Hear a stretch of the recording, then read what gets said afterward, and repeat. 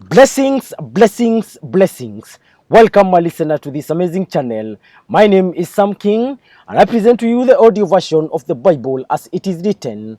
Kindly let us subscribe and share with our friends as we celebrate the good news of our Lord Jesus Christ. And today we will look into the book of Judges, chapter number 8, and I read, Now the Ephraimites asked Gideon, Why have you treated us like this?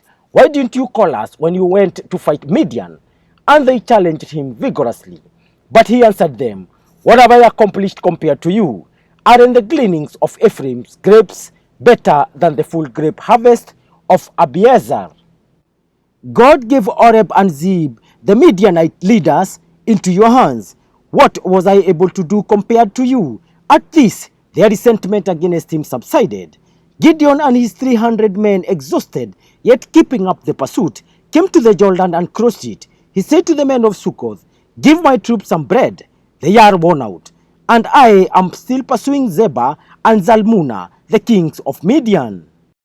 But the officials of Succoth said, Do you already have the hands of Zebah and Zalmunna in your possession? Why should we give bread to your troops? Then Gideon replied, Just for that. When the Lord has given Zebah and Zalmunna into my hand, I will tear your flesh with desert thorns and briars. From there he went up to Peniel and made the same request of them. But they answered as the men of Succoth had. So he said to the men of Peniel, When I return in triumph, I will tear down this tower. Now Zebah and Zalmunna were in Karkor, with a force of about 15,000 men, all that were left of the armies of the eastern peoples. 120,000 swordsmen had fallen. Gideon went up by the route of the nomads, east of Nobah and Jogbeha, and attacked the unsuspecting army. Zebah and Zalmunna, the two kings of Midian, fled, but he pursued them and captured them, routing their entire army. Gideon, son of Joash, then returned from the battle by the pass of Heres. He caught a young man of Succoth and questioned him, and the young man wrote down for him the names of the 77 officials of Succoth, the elders of the town. Then Gideon came and said to the men of Succoth, Here are Zebah and Zalmunna, about whom you taunted me by saying, Do you already have the hands of Zebah and Zalmunna in your possession? Why should we give bread to your exhausted men?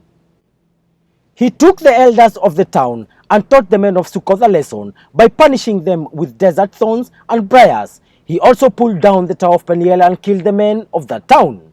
Then he asked Zebah and Zalmunna, What kind of men did you kill at Tabor? Men like you, they answered, each one with the bearing of a prince.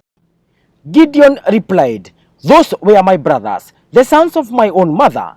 As surely as the Lord lives, if you had spared their lives, I would not kill you. Turning to Jether, his oldest son, he said, Kill them. But Jether did not draw his sword, because he was only a boy and was afraid. Zebah and Zalmunna said, Come do it yourself. As is the man, so is his strength. So Gideon stepped forward and killed them, and took the ornaments off their camels' neck. The Israelites said to Gideon, Rule over us, you, your son, and your grandson, because you have saved us from the hand of Midian. But Gideon told them, I will not rule over you, nor will my son rule over you. The Lord will rule over you.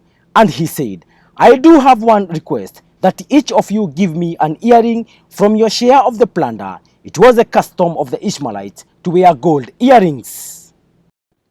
They answered, We'll be glad to give them. So they spread out a garment, and each of them threw a ring from his plunder onto it. The weight of the gold rings he asked for came to 1,700 shekels, not counting the ornaments, the pendants, and the purple garments worn by the kings of Midian, all the chains that were on their camels' necks. Gideon made the gold into an ephod, which he placed in Ophrah, his town. All Israel prostituted themselves by worshipping it there, and it became a snare to Gideon and his family. Thus Midian was subdued before the Israelites, and did not raise its head again. During Gideon's lifetime, the land had peace 40 years. Jerubbaal, son of Joash, went back home to live. He had 70 sons of his own, for he had many wives. His concubine, who lived in Shechem, also bore him a son, whom he named Abimelech. Gideon, son of Joash, died at a good old age, and was buried in the tomb of his father Joash in Ophrah of the Abiezrites. No sooner had Gideon died than the Israelites again prostituted themselves to the Baals. They set up Baal-berith as their god and did not remember the Lord their God, who had rescued them from the hands of all their enemies on every side. They also failed to show any loyalty to the family of Jerubbaal, that is Gideon, in spite of all the good things he had done for them. Thank you, listener. That marks the end of today's presentation. Kindly let us remember to subscribe. And as I sign out in style. Peace.